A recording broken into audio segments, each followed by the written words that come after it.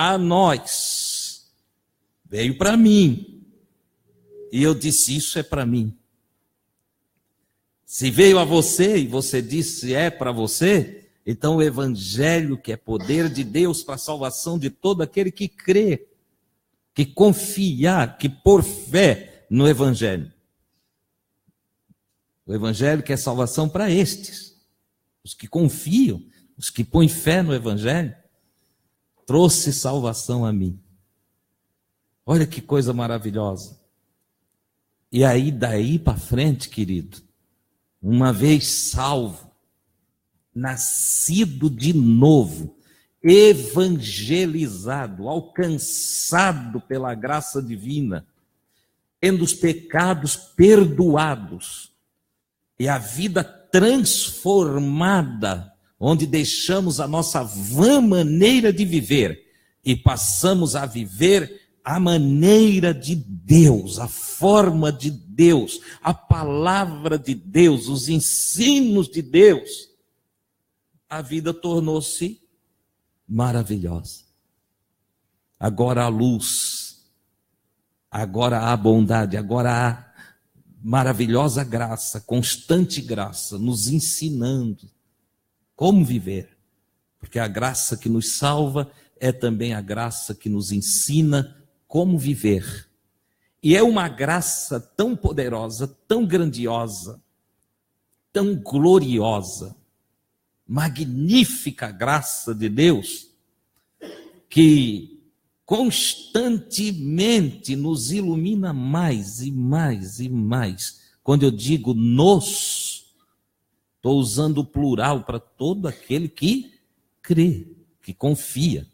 Porque tem muita gente que ainda está vivendo as propostas religiosas, os dogmas dos homens, as doutrinas inventadas, não manifestadas pelo Evangelho, que o Evangelho traz doutrina, mas não a doutrina do Evangelho. Muita gente ainda está vivendo a doutrina dos homens, entendeu? A lógica humana. Estava conversando com o Jair antes de iniciar essa reunião, estava falando para ele de um filme de uma cidade americana que vem um domo e fecha ela, e as pessoas ficam ali embaixo daquele domo ali, e não sabem como sair dali, não sei, eu não lembro o nome do filme. Mas é muito interessante. Depois, quando eu lembrar o nome, quem sabe eu passo no zap para vocês assistirem, que é muito interessante. Ele traz, vamos dizer assim, ele faz o mundo em que vivemos se tornar uma miniatura, para dar uma ideia de como é a vida dos homens, embaixo desse sistema religioso, político,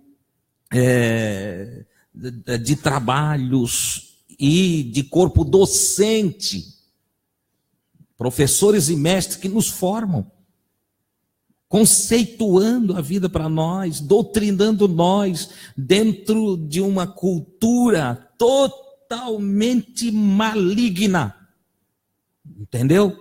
Nos prendendo a um sistema de vida egocentrista, profundamente egocentrista, materialista, entende? Onde as pessoas, mesmo dizendo conhecer a Deus, vivem, como diz Paulo aos Coríntios, em uma condição carnal e não espiritual. E não conseguem ser espirituais, porque estão apegados à matéria, estão ligados, entende? À matéria de tal forma que não se desligam. Estão pesados de tanto querer, de tanta coisa que buscam para si. Como diz Salomão, Deus fez o homem reto, direito. Mas eles quem? Os homens buscaram muitas invenções, inventaram coisa demais e depois querem empurrar, entende? Não é de goela abaixo, não. Quero empurrar de mente adentro. Entulham a nossa alma com tanta coisa que há uma dificuldade do evangelho brilhar sobre o entendimento da grande massa humana. A maioria dos que professam a fé não vivem a fé que professam. A maioria dos que dizem o evangelho é para mim, e alguns até confundem, já aí, até conversando, isso às vezes as pessoas confundem, acham que o evangelho é só para ti. Eu digo, não, é que eu estou dizendo que eu recebi o evangelho em mim e eu gostei, eu quero, é para mim. Se ninguém quiser, eu quero. Se ninguém mais no planeta quisesse evangelho, eu já assumi o evangelho. Por isso eu digo, o evangelho é para mim. E é para mim porque não é para com a luz dele eu julgar você. Não é para, na luz do evangelho, eu apontar os teus erros. Eu apontar você, ficar cuidando da sua vida. Não! O evangelho é para mim porque ele é luz para o meu viver. Ele é luz para o meu caminhar, ele é luz para o meu exame, ele é luz para me ajudar a discernir a mim mesmo. O evangelho é uma luz que me penetra lá nas profundezas das entranhas da minha alma e do meu espírito. Ele alcança o mais profundo do meu coração e faz eu enxergar o que ainda precisa de conserto, o que ainda precisa ser ajeitado, aquilo que eu preciso melhorar, aquilo que preciso mudar. O evangelho faz isso em mim. Ele não é uma luz que faz eu julgar você, que faz eu olhar para você, que faz eu falar de você, que faz eu pensar você. Não, não, não, porque você aqui nesse planeta é juiz de si mesmo. E ninguém, nem eu, nem nenhuma outra pessoa tem o direito de julgar você. Você entende? É por isso que o evangelho é para mim. Porque se eu não tiver evangelho para mim, eu posso cair na desgraça. Você entende? Eu posso cair na desgraça de como muitos líderes religiosos já caíram de pregar o evangelho para você, sendo eu mesmo excluído da vida do evangelho. E está cheio de líderes dessa natureza que pregam a verdade, mas não vivem a verdade. Anunciam o evangelho, mas não vivem o evangelho. Recentemente soubemos aí notícias tristes de pastor se suicidando. Não é nenhuma novidade, isso já acontece há muito tempo, só que agora com a mídia, entende? A coisa corre muito rápido. Então, pastor se suicidando, e pastor tentando explicar, entende, as razões que podem levar a um suicídio. Só tem uma razão que pode levar o indivíduo ao suicídio: demência mental. E aí eu estou falando de demência mental por ausência espiritual. Quando um homem que prega o evangelho pensa em suicídio, simplesmente ele está dizendo para mim que não recebeu a vida do Cristo ressurreto nele. Ele não tem a alegria, não tem a paz, ele não frutificou no Espírito. Consequentemente, está em profunda amargura e tristeza de alma. Está em perdição eterna e já não sabe para onde deve ir. Mas pregando evangelho para os outros. Anunciando evangelho para os outros. Ensinando as pessoas como é que tem paz, quando ele próprio não tem a paz. apontando o caminho da vida, sendo que ele está no caminho da morte, anunciando as maravilhas de um reino celestial, quando está totalmente oprimido pelo reino do maligno, a vida do mundo, os desejos mundanos. É assim. Eu não quero isso para a minha vida. Então, desde que o evangelho veio a mim, eu disse, o evangelho é para mim. O evangelho é para mim. O evangelho tem paz, eu quero para mim. O evangelho é luz, eu quero andar na luz. O evangelho é verdade, eu abomino a mentira. Ontem à noite estava dizendo para o meu irmão, eu disse, não basta nós amar a verdade. Eu disse, não. Se nós só amar a verdade é pouco. Nós precisamos odiar a mentira.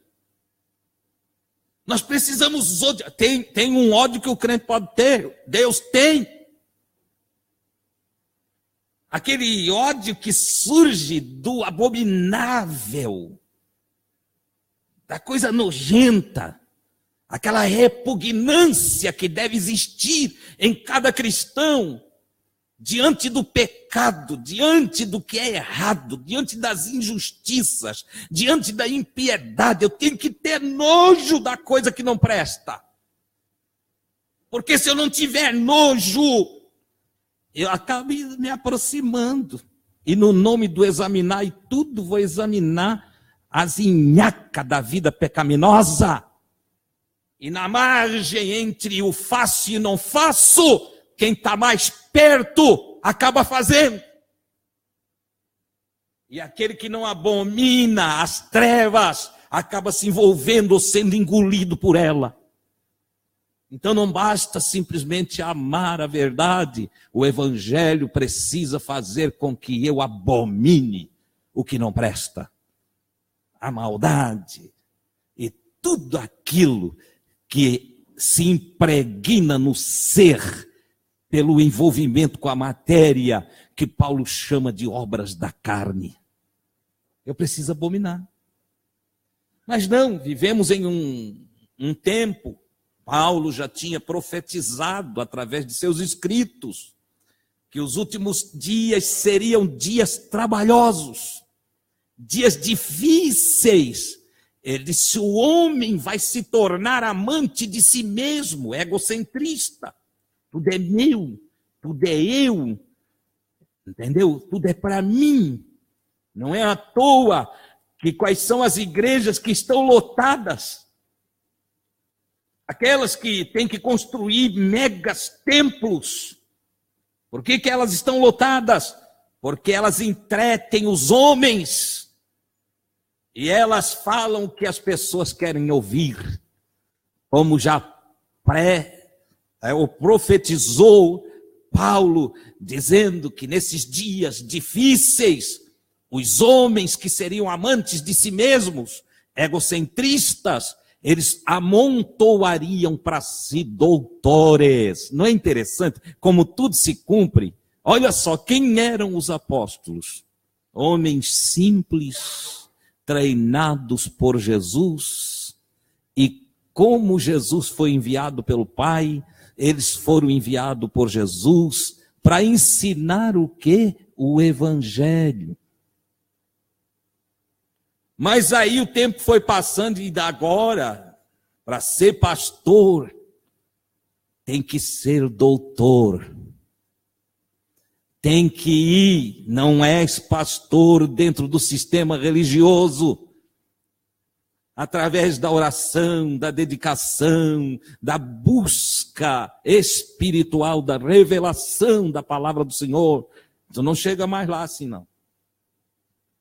Você tem que passar pelo seminário, você tem que ir para o Instituto Bíblico, você tem que fazer a faculdade de teologia, você precisa se tornar doutor em divindade, você precisa desenvolver os conhecimentos da matéria e dominar a matéria. E depois de longos 12, 13, 15 anos de profundos momentos de estudos, onde você quase vira ateu. Conheci vários homens espirituais que foram para os cursos de teologia e voltaram ateístas. Porque para cada positividade se estuda 30, 40 negatividade. Para dizer que Jesus é bom, acabo estudando Exu Caveira. Vou estudar, entende? Buda. Me aprofundo em todos os ensinos de Maomé. Mergulho no hinduísmo. Descubro as veias e as nascentes do islamismo, do judaísmo e todos os ismos, prefixo miserável. Entendeu?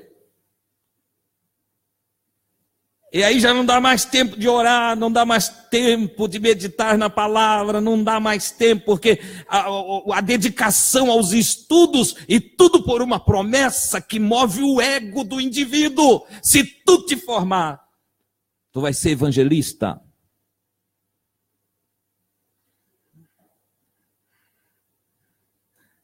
E aí quando se forma, mas olha, você precisa ser pastor. E de novo movido pelo oferecimento maligno de um sistema que massacra o espiritual e que envolve o indivíduo na gana da hierarquia religiosa. Porque no Evangelho não tem hierarquia. No Evangelho tem humilhação. No Evangelho tem cruz. O Evangelho tem serviço pelo dom. Olha só. Aí o Evangelho, os camaradas correm do Evangelho. No Evangelho não tem salário. Não tem salário. O Evangelho é uma proposta de doação de si mesmo, de desapego, de despossuir-se. O Evangelho é uma proposta de vida em amor, em doação, ou num exercício de mãos que se estende, de pão que se parte, de cálice que se bebe junto, de um repartir. De lá não vem isso não. Então, irmãos queridos, quando o irmão Adilson diz o Evangelho veio a mim, o Evangelho é para mim, eu só estou dizendo a vocês, tentando despertar em vocês a ideia, mas é para mim também. Então não me entendam mal, não tenho aqui a ideia de dizer que o Evangelho é só para mim, mas eu trago aqui a ideia de despertar em você a consciência de que o Evangelho deve ser para você também. Não, Adilson, não é só para ti não, é para mim também. E que haja então uma santa disputa entre nós, de que o Evangelho não é só do Adilson, mas é de todos nós. Então, se todos fomos tocados pelo Evangelho, envolvidos pelo Evangelho, e todos nós virar meninos, crianças, e como tal entrarmos no reino de Deus, sobre o domínio de Deus, para não fazer mais o nosso querer, mas para nos submetermos como escravo. Como escravo. A Bíblia conta a história, e a lei mosaica traz um requisito para o escravo voluntário. Vou resumir aqui, sem trazer todos os detalhes, porque não é o que eu quero pregar hoje à noite, mas aqui, lá na antiga aliança, apontando para a nova aliança, que eram sombras das coisas espirituais. Na antiga aliança, um homem que não podia pagar a sua dívida, segundo a lei de Moisés, ele contraiu uma dívida, não podia pagar, então ele tinha que se oferecer, ele tinha que se entregar como escravo por 7 anos. Contraí uma dívida, não posso pagar, vou trabalhar para aquele senhor que me emprestou, ou que me vendeu, ou a quem eu causei prejuízo. Vou trabalhar como escravo por 7 anos. No 7º ano, aquele senhor tinha que me liberar. Em um momento do 7º ano, ele podia aguardar até o último dia, entende? Daquele ano. Mas no 7º ano ele tinha que me liberar. Só que havia momentos em que o Senhor era uma pessoa tão boa, era tão querido, e era tão bom conviver com ele, porque ele não tratava o escravo como escravo, que quando chegava ao 7º ano, o sujeito, que era o escravo, chegava para ele e dizia o seguinte: olha, eu não quero ir embora. Eu sei que é o 7º ano e que esse ano o Senhor vai me liberar, mas eu amo tanto a tua casa, eu amo tanto a tua família, eu amo tanto você, você é tão justo, você é tão piedoso, que eu gostaria de continuar sendo escravo seu. Aí o que dizia a lei? Esse sujeito devia fazer um furo na orelha, pegar uma argola de ferro e botar na orelha. Então todos que ouvissem sabiam: este é um escravo voluntário. Ele não é obrigado a ser escravo, mas ele gosta de ser escravo daquele senhor. Ora, Paulo escreve nas suas cartas que nós que servimos a Jesus, nós nos tornamos escravos de Jesus. Jesus é o nosso Senhor. Em nossa cultura pouco conhecemos, porque nós usamos a palavra servo, mas para nós a palavra servo soa como um trabalhador assalariado. Mas não, seguir a Cristo é se tornar um servo de Cristo, é um escravo de Cristo. E somos escravos voluntários, logo somos escravos que no espírito temos a orelha furada. Cristo nos olha como escravos voluntários. Agora tem um detalhe: qual é a posição do escravo? Escravo não tem querer, não vive para sua vontade. Escravo não faz as coisas do seu jeito. O escravo vive para agradar o seu senhor, para obedecer o seu senhor, fazer as coisas do jeito do seu senhor. Quando olhamos essa figura lá atrás, na antiga aliança, e olhamos a realidade dessa figura aqui, aplicada na nossa vida, como servos de Jesus, veja se você é um bom escravo de Jesus. Analise. Quanto nós exigimos dele? Trocar a verdade pela mentira. Eu determino, Senhor, escravo, determinando para Senhor, vai levar chibatada. Entendeu? Não, Senhor, porque tu tens que fazer, tem que fazer. Eu chego para o meu Senhor, cheio de razão, de peito empolado, e vou dar ordens ao meu Senhor. Que engano, o evangelho não chegou para muita gente. O evangelho é ausente no meio dos evangélicos. Os evangélicos precisam entrar na escola do Espírito Santo e aprender tudo novamente para se colocar no seu devido lugar de servo, que nega a si mesmo, toma cada dia a sua cruz e segue Jesus. Essa é a verdade. Se isso não ocorrer, todos de igual modo pereceremos. Todos de igual modo se perdem. Não importa se é evangélico, católico, adventista, batista, presbiteriano, não importa se é macumbeiro, espírita. Não. Se não nos convertermos, o que significa se não dermos meia volta nesse tipo medíocre de vida evangélica, nós todos nos perderemos do mesmo jeito que eles, com um diferencial. Eles perecerão abusando da vida na matéria.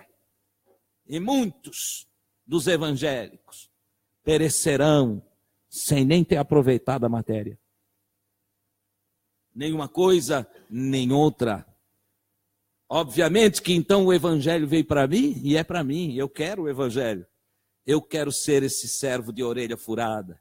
Eu quero ser essa pessoa que segue Jesus levando a cruz. Levando a cruz. Levando a minha cruz.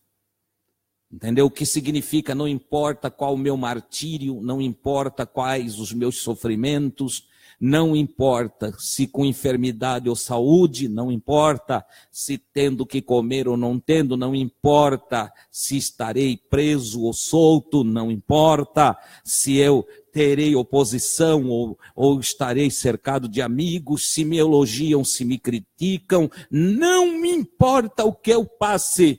Eu vou seguir Jesus todos os dias da minha vida.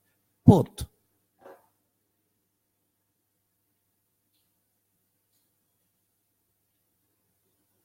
Irmão Adilson, mas esse evangelho aí é muito duro, esse evangelho aí, Jesus veio abençoar nós.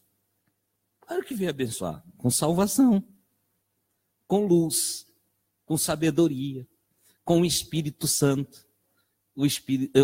Jesus veio nos encher do seu Espírito e nos conduzir pelo caminho da vida de verdade, a vida do Pai. Amém? Que é uma vida como a que ele viveu, aquela vida gloriosa que Jesus viveu. É isso que ele veio fazer. Qualquer outra coisa. Tá, irmão, mas a gente precisa, então vai acumulando aí. Vai acumulando. Gasta bem a tua vida nos teus acúmulos, nas tuas buscas, nos teus desejos, e vai também levando e sentindo o que em ti mesmo é o resultado de não buscar a Deus. Mas eu estou buscando a Jesus, irmão. A maioria que diz para mim que está buscando a Jesus, eu convivo um pouquinho com eles. Eu digo, meu Deus, não te acharam ainda. Não te acharam. Eles ainda acreditam em Papai Noel, irmãos. Eles acreditam que coelhinho traz ovo de chocolate. Meu Jesus, os crentes estão enganados, estão vendados. Entendeu? Acham mesmo que cantar e chorar na igreja é uma bênção do céu. E só isso. Descompromissado com a vida justa, com a vida piedosa, com a sobriedade. Totalmente descompromissados. Se enrola em tudo quanto é confusão dos homens. E diz, não, mas a gente serve a Deus. Eu crio em Jesus, irmão, eu crio em Jesus. Ele creu em Jesus, ele confia em Jesus e não tira 5 minutos de oração por dia. Olha só. Creu em Jesus, confia em Jesus, bota fé no que Jesus fala, mas não faz nada do que Jesus fez. Não busca as coisas que Jesus buscou. Mas creu em Jesus. Vocês estão me entendendo? Irmão, isso aí está muito salgado, está muito pesado. Brigue com o evangelho. Bronqueie com ele. Tem uma pedra no caminho da vida de todo ser humano. Uma rocha grandiosa. Uma rocha que não se abala. o caminho de todo homem. E cada ser humano nessa rocha ou vai edificar e construir a sua casa, ou vai esbarrar nela e ser esmiuçado. Pedro diz que é uma pedra de tropeço para os adversários. Mas para aqueles que edificam sobre ela é a rocha da segurança, é o abrigo, é o esconderijo, é a salvação. Oh, glória a Deus! Nós precisamos saber o que vamos fazer com a rocha. Edificar sobre ela ou esbarrar nela. A maioria está esbarrando na rocha, discutindo com a rocha. Faz como Moisés. Vocês lembram que Moisés não entrou na terra prometida porque não soube lidar com a rocha. Guiou o povo até lá pertinho da terra prometida e não pôde entrar. Por quê? Porque ao invés de ele usar da rocha com sabedoria, ele bateu na rocha. Lidou com a rocha com raiva. Lidou com a rocha de forma ignorante, de forma obscurecido pela raiva. Ele lida com a rocha sem sabedoria. Ele vai lá, bate com o seu cajado na rocha, diz: bebam água, rebeldes. Pá! Deu lá na rocha. Feriu a rocha. Era para falar com a rocha. Ele feriu a rocha. E jorrou a água. E é aqui que alguns se confundem. Ah, mas Jesus operou milagre, irmão. Olha, Jesus me ressuscitou. Olha, Jesus, eu estava, irmão, olha, tinha um tumor que tinha comido o lado da minha cara inteiro. Jesus botou pele tudo novinha, voltou tudo. Tu pensa que tu está salvo por causa disso?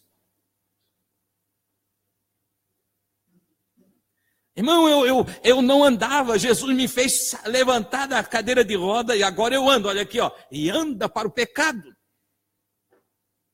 Eu não enxergava, irmão, agora eu enxergo. E fico de olho em tudo quanto é mulher que passa na minha frente. Afinal, Jesus me curou e Paulo diz que a gente deve examinar tudo. Ah, irmão, eu sou como um radar, examino tudo.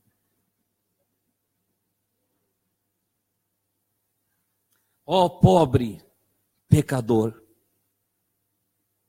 tu não entendeu o que Jesus fez, tu não compreendeu a verdade, tu andas enganado. O Moisés deu na rocha e quando deu lá o Senhor disse: olha Moisés, tu não vai entrar. Sou teu amigo, gosto de ti, mas tu não vai entrar. E aí Paulo escreve, diz: a rocha era Cristo. E de fato Cristo mais tarde foi ferido no Gólgota e dele jorrou. Quando a lança o transpassou, jorrou não mais sangue, mas água também. Ele disse: quando eu mandei te falar com aquela rocha era Cristo. Moisés não entendeu. Não prestou atenção, não discerniu direito, porque o povo rebelde, o povo que ouvia todos os dias, mas não praticava, provocou a ira do servo do Senhor, e o servo do Senhor irado acabou agindo equivocado, porque está escrito que na ira do homem não opera a justiça de Deus. Por isso, não devemos educar nossos filhos com raiva, não devemos resolver as nossas questões com raiva, não devemos sair de casa para ir lá solucionar um problema na hora da raiva. Não!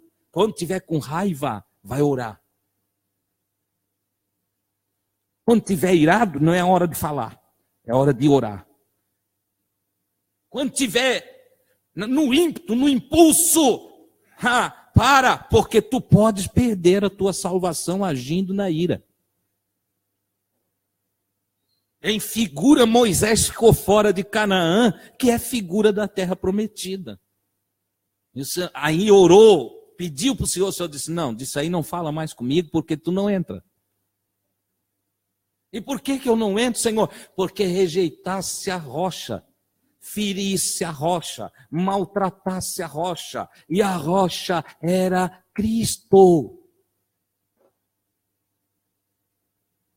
A rocha era Cristo, de onde se bebe as águas do Espírito, de onde emana a espiritualidade para nos encher todo o ser.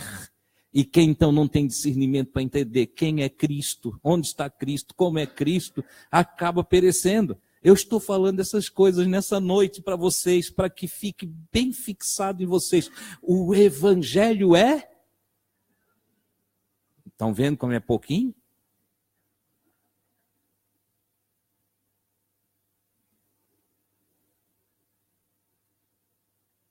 Ah, irmão Adilson, mas o Evangelho é muito duro, nada. O Evangelho é maravilhoso. Ah, irmão Adilson, mas o Evangelho não é fácil. O Evangelho é mais fácil do que a vida no pecado. O Evangelho é maravilhoso, é bom, é gostoso, é prazeroso. É que o Evangelho não traz enrolação, não traz nenhuma... O Evangelho é libertador, amado. O Evangelho nos convida a viver em paz, a viver de boa. Sabe o que é tu acordar todos os dias pela manhã e sorrindo? Graças a Deus, mais um dia.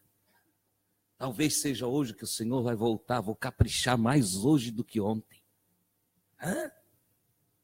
Isso é maravilhoso, irmão. Quem experimenta disso nunca mais quer outra coisa.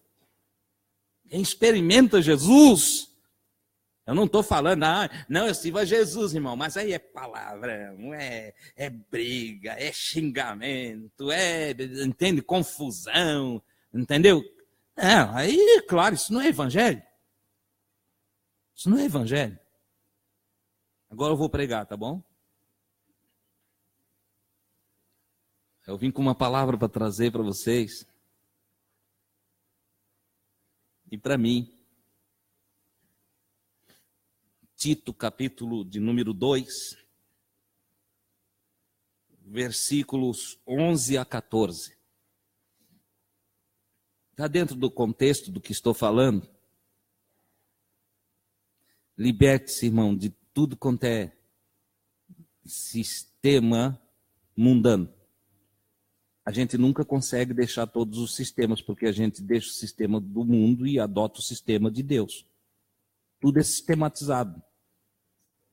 Na lógica, a gente nunca vive sem um sistema. Só que tem um sistema mundano, e o mundo jaz no maligno, então todo o sistema do mundo está corrompido, está no mal. Mas o sistema de Deus permanece saudável, maravilhoso, perfeito. O sistema de Deus não se altera. Ele é precioso. Então a gente tem que, quando fala aqui, vamos eliminar a sistematização, nós estamos falando de eliminar o sistema mundano. Entendeu? E adotar os princípios de Deus. Tito 2, versículos 11 a seguir, eu vou lendo e falando. Primeiro, o Paulo escreve assim: porque a graça salvadora de Deus se há manifestado, ela se revelou a todos os homens, a todos os seres humanos. O favor divino, a salvação de Deus é para todos os seres humanos. Entendeu? Não é para um grupinho de evangélico, nem para um grupinho do Opus Dei, nem para um grupinho da célula que se reúne muito santa ali numa casinha, nem a salvação é para os irmãos do cantinho do céu, porque eles são mais santos do que nós. Não é para só o Senhor é Deus, não é. Não. A salvação, a graça divina da salvação, o dom, o presente de Deus que salva o ser humano, o Cristo de Deus, que manifesta a graça divina, porque quem quer enxergar a graça, olha para Jesus. Jesus é a graça manifestada. Quem quer conhecer Deus, quem quer saber como é Deus, como Deus age, o que ele tem por relevante, o que ele não tem por relevante, o que para ele é importante, o que para ele não tem importância nenhuma, olha para Jesus, você conhece tudo de Deus. Jesus é Deus em carne. Então a graça salvadora se há manifestado, trazendo salvação para todos os homens. João 3,16, porque Deus amou o mundo de tal maneira que deu o seu Filho, para que todo aquele que nele crê não pereça, mas tenha vida eterna. Está aí. A graça também se manifesta, além de trazer salvação, diz, ensinando-nos que renunciando, olha essa palavra, renunciando, renunciar, não quero, não estou afim, não é para mim, não quero saber disso aí. Então a graça me salva, me faz uma nova criatura, como nós já vimos aqui, me põe na luz, me dá lucidez, capacidade de discernimento, de entendimento, me faz sábio. E depois de eu estar, então, nascido de novo, ser uma nova criatura, Paulo diz que a graça passa a atuar na minha vida com doutrina, com ensino. Então, Deus me salva e Deus me ensina como viver depois de salvo. Porque tem a vida lá de trás que eu preciso eliminar. E tem a vida daqui para frente que eu preciso de treinamento, de ensinamento, de orientação. Então, como vive o salvo? A graça que nos salva, o favor divino, a dádiva divina que me trouxe salvação, também se dispõe a me ensinar, a ensinar você. O Evangelho me salva e o Evangelho me ensina a como viver a nova vida. Então ele diz, e o primeiro ensino do Evangelho é que eu preciso renunciar à impiedade. A impiedade, aquilo que muitos crentes na igreja não entendem. Por exemplo, olha o absurdo. Lá no lado da minha casa mora um senhor muito legal. Olha, aquele homem é tudo certinho. Pena que é ímpio. Peraí, irmão, peraí. Se o homem é bom, se o homem é certinho, paga todas as suas contas, se o homem trata bem a sua família, o homem não é ímpio. Olha a confusão que muitos aprenderam na própria igreja. Quem é o ímpio? É o que não congrega na nossa congregação? Não. Ímpio é o que comete impiedade. O não piedoso. E, irmãos, eu estou 32 anos aproximadamente dentro do meio evangélico. E o que eu vi de evangélico sem piedade, irmão, falando mal um da vida do outro, difamando irmãos. Vi irmãozinhos que confiaram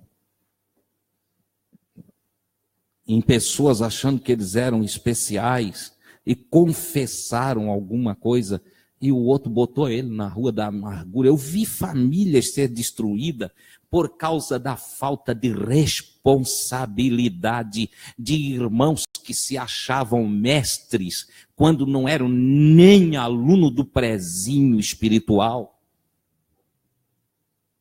Se empolgaram com seus postos, cargos e liderança e não tinham a honra de conservar os segredos a eles confiados. Destruíram casais, destruíram famílias. Isso é impiedade. Pensam que impiedade é simplesmente pegar um revólver, dar um tiro no outro? Não. O João diz que quem não ama seu irmão é homicida. O sujeito não precisa dar uma punhalada, um tiro para se tornar um homicida. Se eu não amar você, eu já sou homicida. Se eu não quero te ver, se eu te rejeito, se eu guardo mágoas, se eu tenho rancores, se não perdoei, se conservo em mim, entende, mágoas contra outrem e não quero ajudá-lo, não quero ele perto de mim, eu estou odiando. E ódio é impiedade, irmãos. Não confunda as coisas. Então a graça de Deus se manifesta, me traz salvação e me ensina. É claro que eu preciso querer aprender. Se eu não estou a fim de aprender, se eu estou só procurando igreja de oba-oba, se eu me alego com Pentecoste, entre aspas, entendeu? Que tem som de vento, aparência de línguas estranhas, porque é bem claro. Línguas como que de fogo. Não eram línguas de fogo. O som de um vento veemente, impetuoso, encheu a casa. Não foi um vento, foi só o som. O barulho de um vento. E se eu fico então atrás dessas coisas e a igreja vira num barulhão, tem gente que reclama para mim, irmão Adilson, eu não gosto de ir lá, porque lá não tem assim aquele fogo, né? Eu disse, não tem fogo? Lá tem o fogo do evangelho que queima tudo quanto é porcaria de entendimento humano, entendeu? E que faz a pessoa refletir e ser batizada no Espírito. Sabe o que é ser batizado no Espírito? Não é só falar línguas, não. Línguas são dons do Espírito. Agora, ser batizado no Espírito é ser mergulhado na palavra de Jesus. Porque batismo é mergulho. Jesus disse, as palavras que eu falo para vocês são espírito e vida. Logo, ser batizado no Espírito Santo é ser mergulhado no Espírito do Cristo, no ensino do Cristo, no Evangelho do Cristo, na palavra de Jesus Cristo. Quem não vive a palavra ainda não é batizado no Espírito Santo. Pode até falar línguas, porque os dons, está escrito no livro dos Salmos, que Jesus subindo ao alto levou cativo o cativeiro e recebeu dons para os homens, até para os rebeldes. O que eu conheço de gente que fala um monte de línguas e que é todo cheio de confusão. Eu conheço gente que fala língua estranha e trai a mulher. Eu conheço gente que fala língua estranha e compra e não paga. Conheço gente que fala língua estranha e não tem palavra. Se compromete com o irmão e não cumpre o seu comprometimento. Não é batizado no Espírito Santo, só recebeu um dom de língua em um dia que estava quebrantado. E Deus querendo levá-lo ao arrependimento, ou deu um dom qualquer, assim como curou 10 leprosos, mas um só voltou para agradecer. Os outros continuaram curados, mas cada um seguiu o seu caminho. Então não se iluda. Ai, irmão, mas eu conheci uma irmã que ela conta a vida da gente toda, ela tem o dom da revelação. Primeiro, dom da revelação não existe na Bíblia. Segundo, ela deve ter recebido o dom da palavra da ciência, ou o dom da palavra da sabedoria, ou o discernimento de espírito. Esses 3 dons do Espírito Santo se manifestam com vidência. A pessoa enxerga. Certo? Mas não é dom da revelação, é um desses 3 dons que, sem ser orientado, a pessoa não sabe que dom recebeu. Ainda está perdido em si mesmo. Mas eu conheço pessoas videntes, entendeu? Que não usam a vidência para edificar pessoas em Cristo. Conheci videntes que separam casal, conheci videntes que desunem famílias, conheci videntes que atribulam a vida dos outros, conheci videntes que, por torpe ganância, como alguns pastores, põem as pessoas com as suas vidências em um cabresto e ficam controlando a vida das pessoas. E a pessoa não vive mais sem aquela amarra. Tudo vai lá no irmão ou na irmã fulana de tal, para saber o que ela diz. E o indivíduo não compra mais, não vende mais, não faz mais nada, sem falar com o irmão ou a irmã que tem evidência. Ora, Jesus veio para nos libertar. Ele não veio para nos escravizar. Como eu disse, mesmo que eu me faça seu escravo, ele não me escraviza. Ele me dá a liberdade de viver ou não viver a sua palavra. Logo, qualquer espírito vidente que me escraviza e me amarra, ele não está sendo usado dentro dos planos de Deus, mas está sendo usado como Balaão o usou, que tendo a evidência das coisas espirituais, não usou para edificação espiritual, mas usou da própria evidência para se enriquecer, para receber dinheiro, para crescer dentro da condição monetária. E por isso mesmo atendeu o pedido de Balaque, para que amaldiçoasse o povo de Deus, recebendo por isso o salário da injustiça. Ora, amados, nós precisamos crescer, ou você quer ficar a vida toda no engano? Não, nós precisamos sair do engano e vir para a verdadeira luz de Deus. Então a graça me ensina que eu devo renunciar à impiedade. Depois, eu devo renunciar às concupiscências mundanas, os desejos pelas coisas do mundo. Ter, ser e poder. As 3 tentações que o maligno levou para Jesus no deserto. É o que mais o sistema mundano faz. E quando eu falo de sistema mundano, eu estou colocando no topo do mundanismo o sistema religioso. Te cativa anos e anos pelo que tu pode ser. Se dela comeres, tu serás como Deus. Se você seguir e for obediente à nossa doutrina, você vai se auxiliar. O sujeito é novinho na igreja, ele passa uns 15 anos como auxiliar.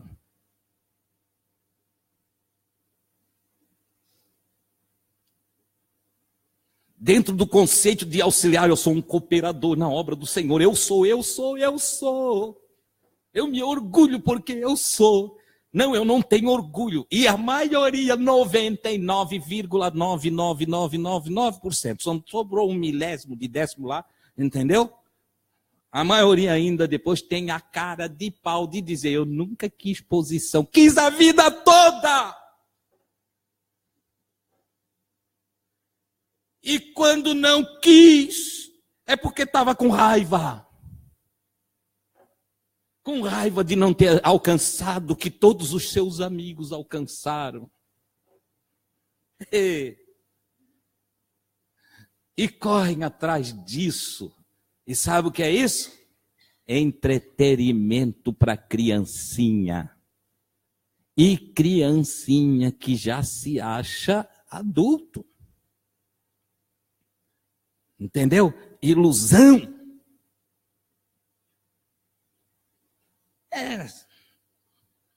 Irmão Chico foi a presbítero, foi considerado um ancião, um velhinho da congregação. E ali no outro lado está o irmão Silvinho, jovem ainda, mas com um bico desse tamanho, porque não levaram ele a presbítero. A inconsciência é tão grande, desculpa usar o nome de vocês, claro que o Silvinho não faz assim, ele não está nem aí, já aprendeu, o Chico também. Mas olha só, O sistema religioso vai te alimentando com ilusões o ego.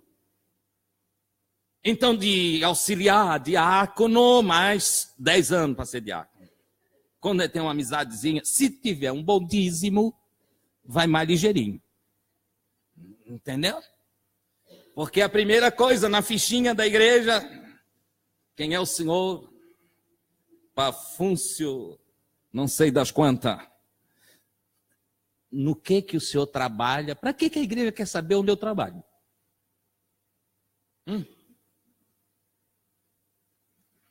Não, eu tenho uma empresa. Separa.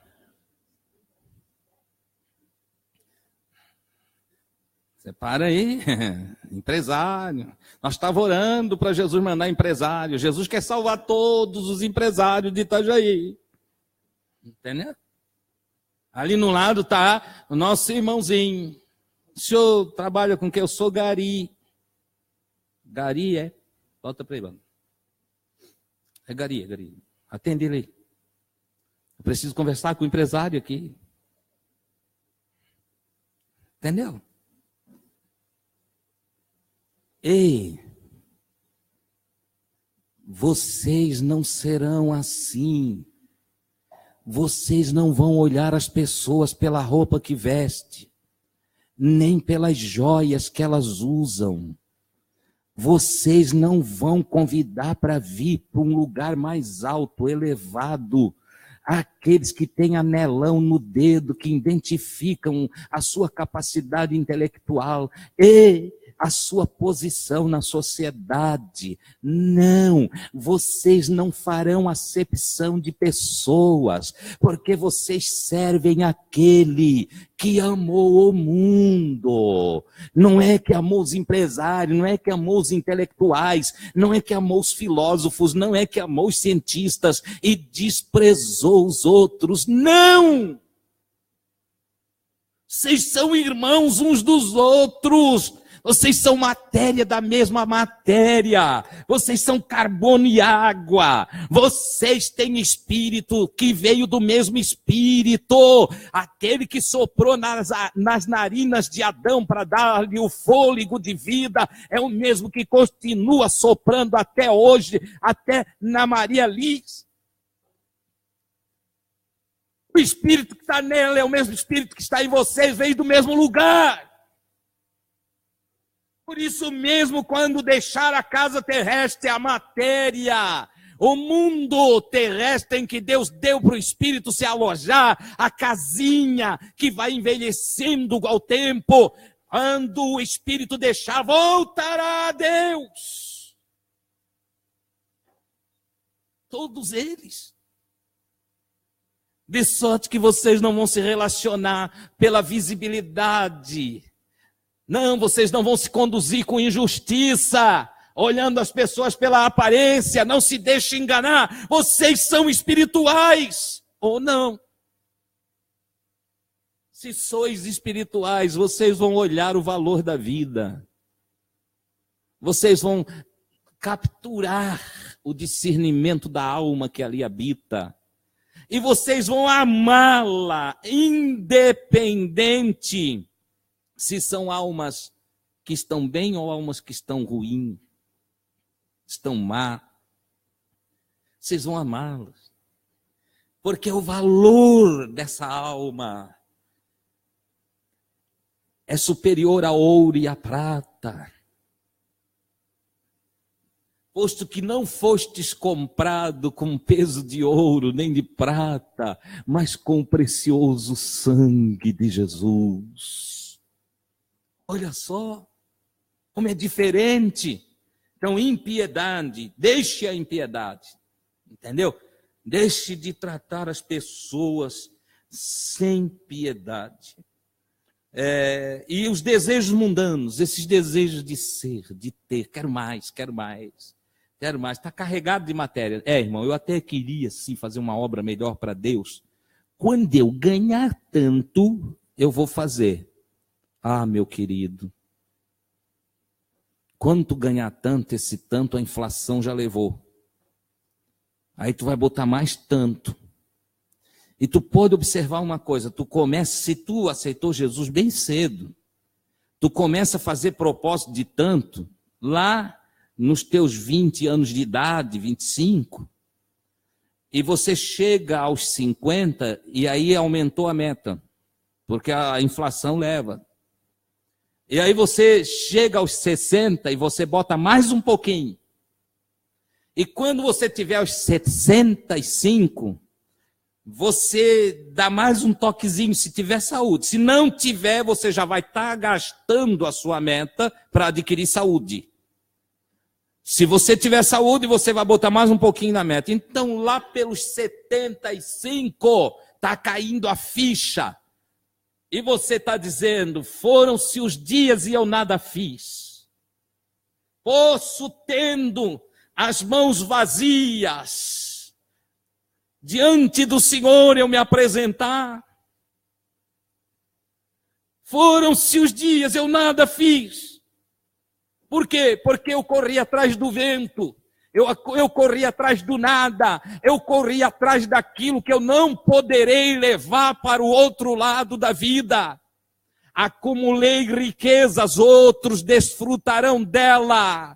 E eu não tenho glória alguma para apresentar diante do Senhor, porque tornei-me um materialista, um indivíduo egocentrista, fui um acumulador na vida, me cansei, me estressei, me tornei uma pessoa amarga, distante das coisas do Senhor, entregue à matéria. Ilusão. Ilusão, os desejos do mundo. E os desejos do mundo. Isso sem contar com o fluxo de dinheiro que investimos em modismo, em bobagem, em festas pagãs. Festas pagãs. Como se tem aqui Natal, Páscoa, é pagã. Mas Páscoa é judaica, irmão, mas hoje é pagã. E o cristão não tem que... Não está embaixo da lei, ele não tem que cumprir Páscoa. Entendeu? E manda para cá e para lá. Isso sem contar o restante das coisas que os supostos seguidores do Evangelho não seguem o Evangelho. Jesus diz para ser simples, faz uma festinha na congregação. Meu Deus, parece um desfile de moda. Entendeu? Eu já disse para vocês, vou voltar a falar, quando tiver encontro aqui nessa casa, venham simples. Venham simples. Nós estamos na contramão do sistema. O sistema diz que tu tens que botar a melhor roupa para ir no culto ao Senhor. Não, primeiro que o culto ao Senhor começa de manhã, quando você sai para trabalhar.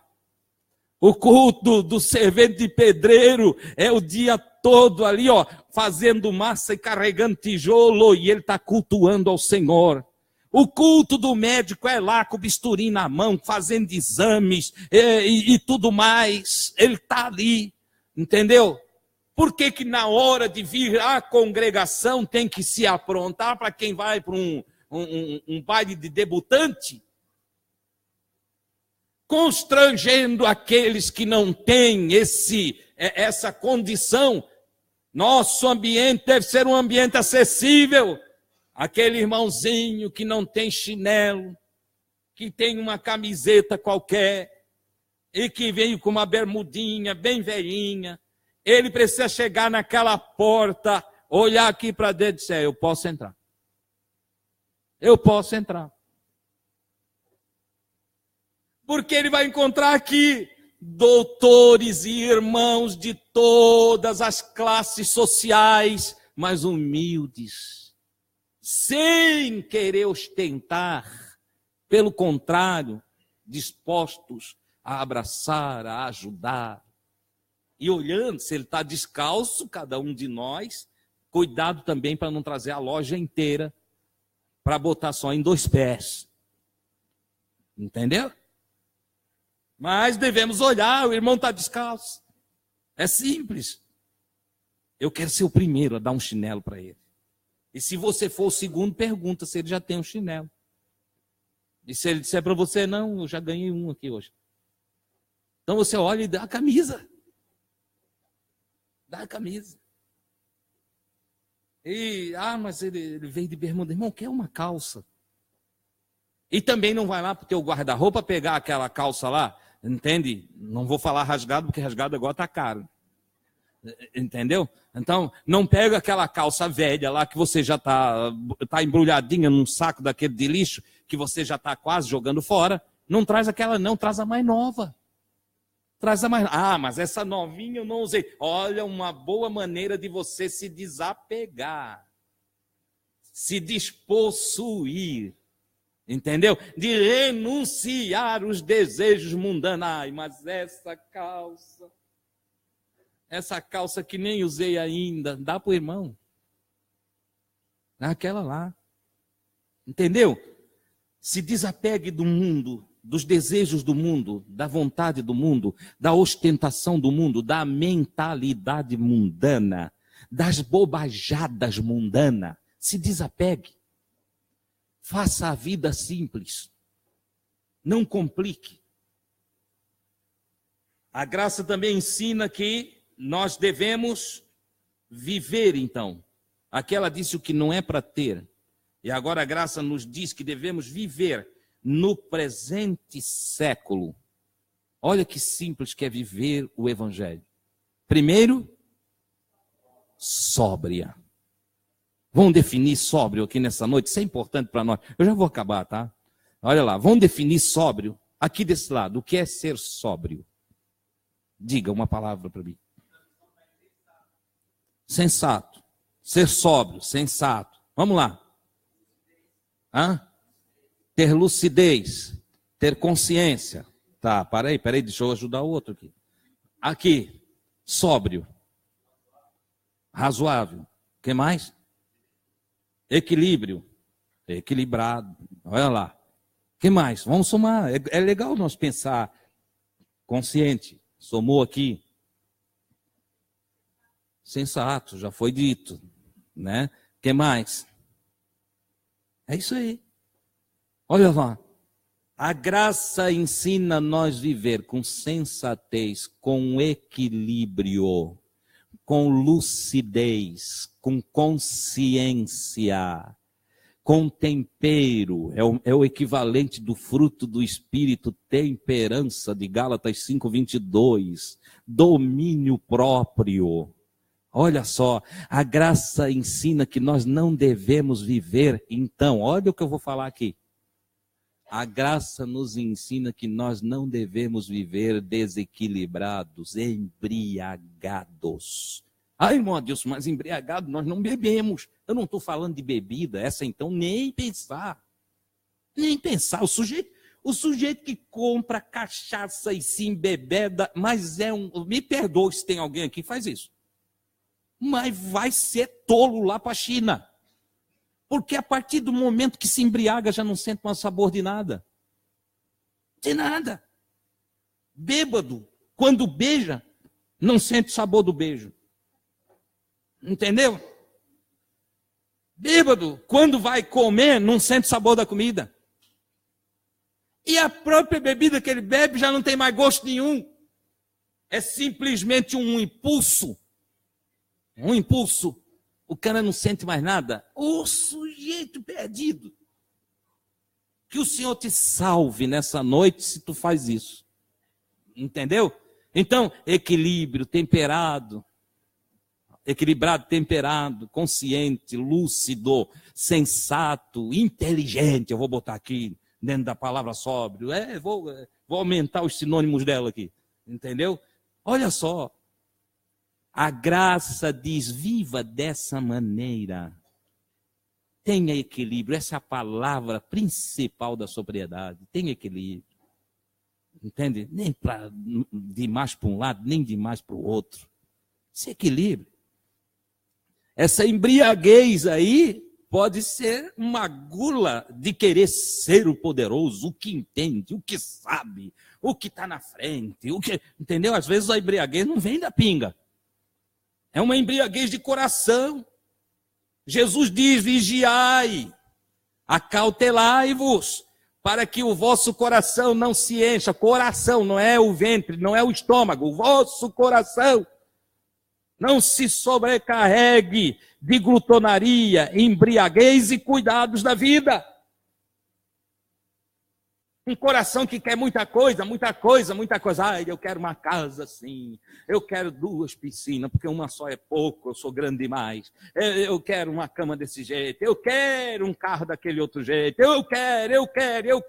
E à medida que vai tendo, descobre-se infeliz. Porque quanto mais tem, mais é possuído pelo que tem. Está com gula das coisas. E embriaguez. Perdeu os sentidos de gozar a vida, agora vive para ser escravo do que possuiu, é possuído do que possuiu. Ora, amados, isso é loucura. Não entre nessa, e a graça de Deus está nos ensinando. Tenha sobriedade, seja equilibrado. Saiba entrar, saiba sair. Entendeu? Não discuta, converse. Não debata, não guerreie, pacifique. A graça vai ensinar isso. Ah, como eu queria ter mais tempo para falar. Tanta coisa que tem aqui nisso aqui.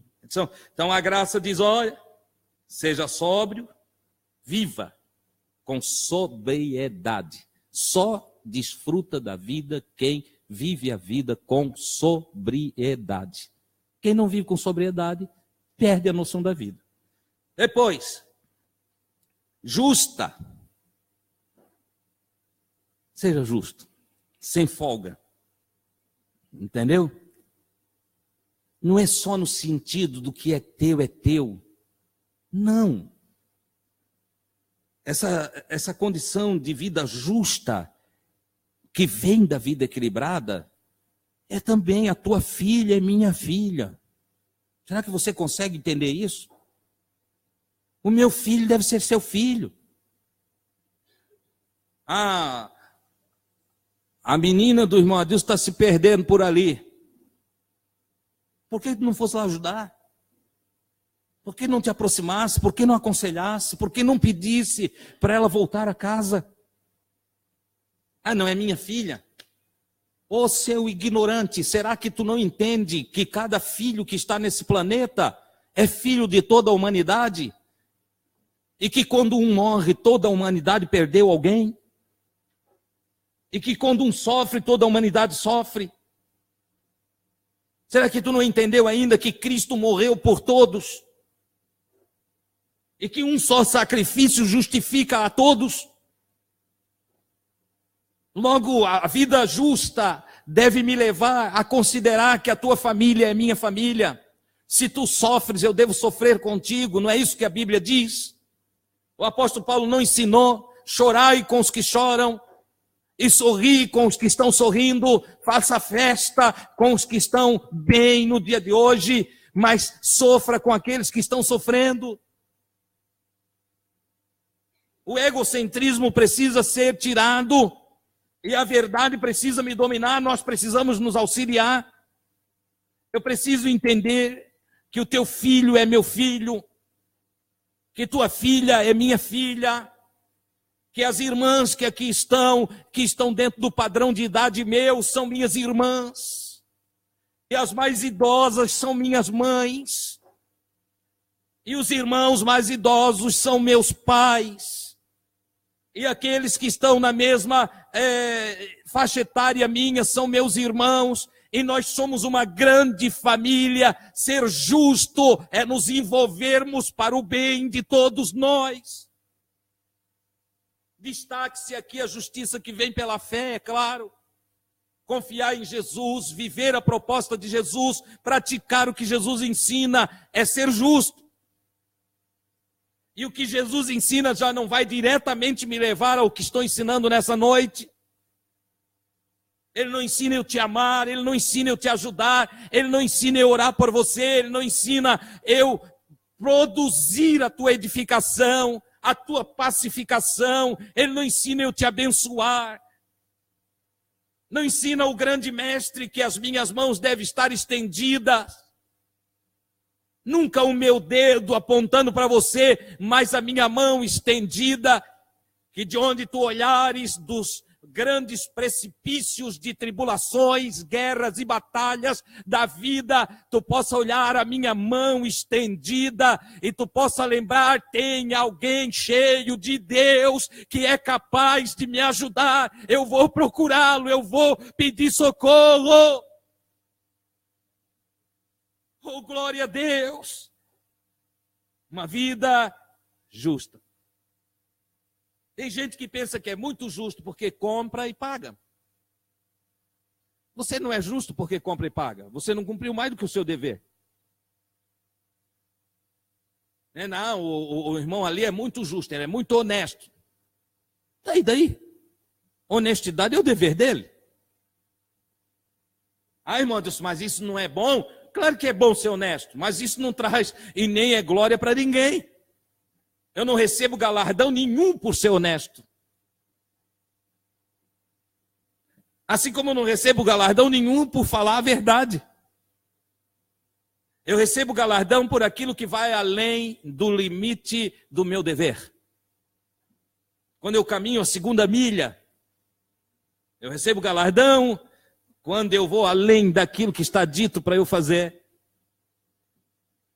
Quando a minha consciência se expande e eu começo a olhar com o olhar de Deus, sentir com o coração de Deus e a ver da forma que Deus vê as coisas, então aí sim eu sou retribuído por ir além da primeira milha. E a primeira milha é simplesmente obedecer os ensinos.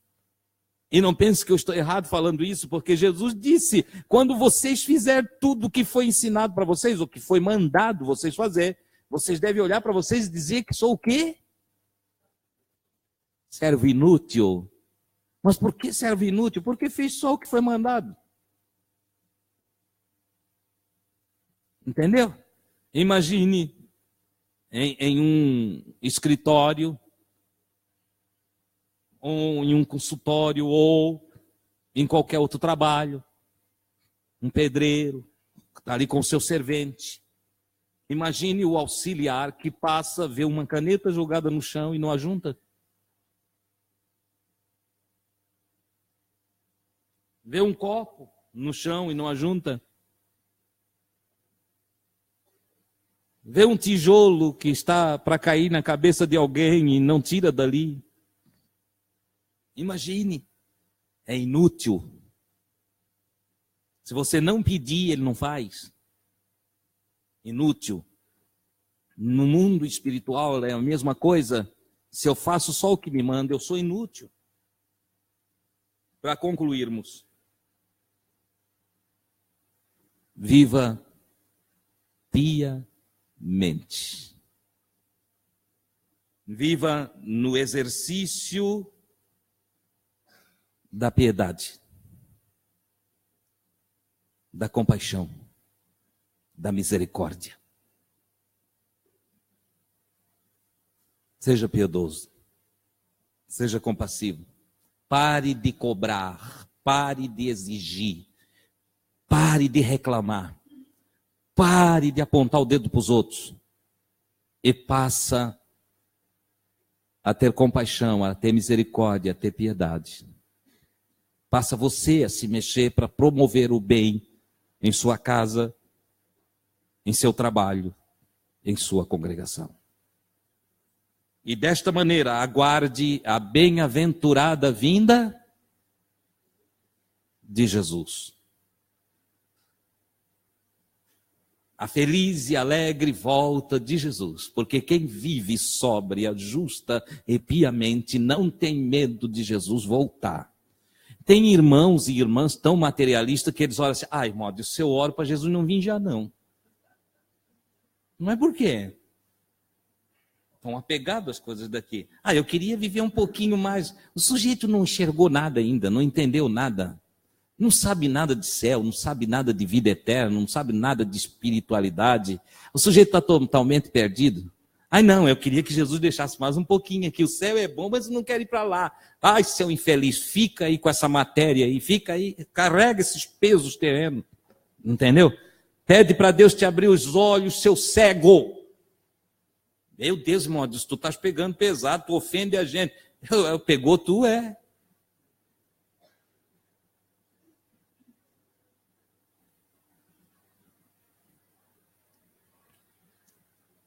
Eu nunca vi ninguém trocar ouro, alguém que enxergue, trocar ouro por pedra. Vocês já viram? Por que que na vida espiritual as pessoas trocam barro? Pó. Pó. Por eternidade. Por glória. Por honra. Por vida de verdade. Quero encerrar dizendo para vocês que a graça é maravilhosa.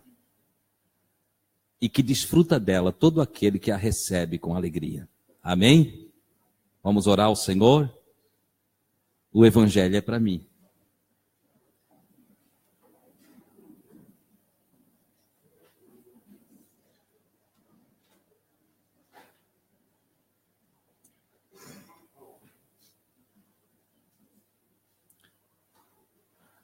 Fernando precisa de cura e libertação. Nessa oração nós vamos apresentá-lo diante do Senhor também. Amém, queridos? Eu gostaria que vocês abençoassem um ao outro aí. Ah, sim, já ia esquecendo. Nessa oração também quero orar por José Antônio. José Antônio está na UTI e precisa do socorro do Senhor. Precisa de Deus. Vou apresentá-lo também diante do Senhor e pedir a ajuda do Senhor para ele. Amém? Glória a Deus.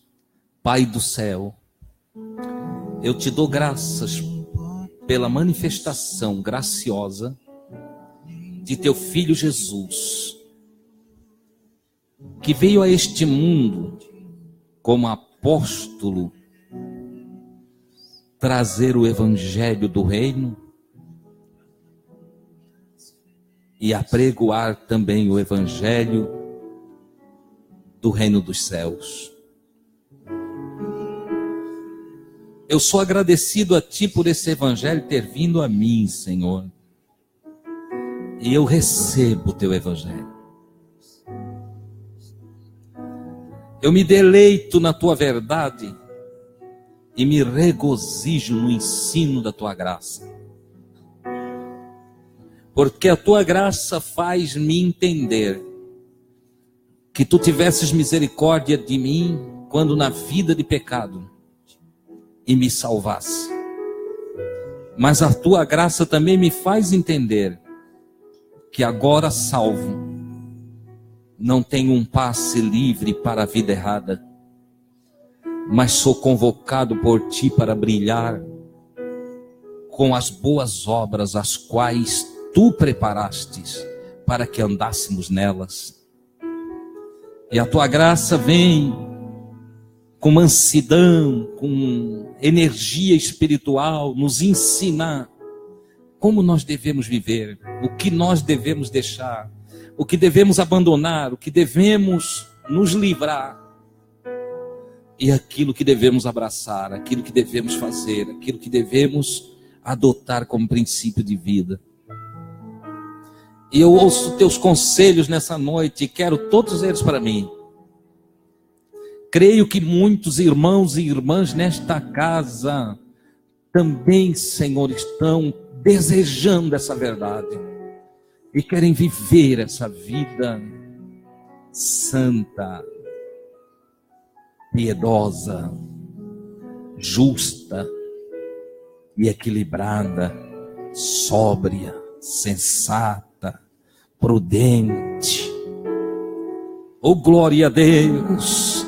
Então, tu que pelo teu Espírito envias a tua palavra, também revigora as energias, sustenta o teu servo, a tua serva, fortalece para que ele consiga desenvolver-se, Senhor, com saúde espiritual e crescer até atingir a estatura da maturidade em Cristo, a estatura do próprio Cristo. Oro, Senhor, por estes irmãos, o Fernando, que precisa de cura e libertação. O José Antônio, que está na UTI, no hospital, após passar por uma cirurgia. Eu sei que tu és Deus de perto e Deus de longe, e para ti não há impossibilidades. Queiras, Senhor, em tua graça, no exercício das tuas misericórdias, cobrir o Fernando e o José Antônio, alcançá-los com saúde, com recuperação, com renovação das forças, e também com a luz do teu Espírito, Senhor, para que entendam o caminho da vida.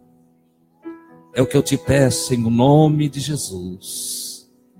Ao sairmos daqui, leva teus filhos e filhas na tua paz, em nome do Senhor Jesus.